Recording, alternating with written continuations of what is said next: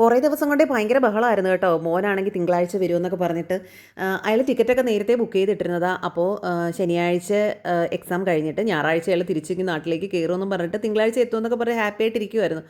അപ്പോഴാണ് കോളേജിൽ നിന്ന് മെയിൽ വന്നത്, തിങ്കളാഴ്ച ക്ലാസ് തുടങ്ങുന്നതുകൊണ്ട് ആരും നാട്ടിൽ പോകണ്ടെന്ന് പറഞ്ഞിട്ട്.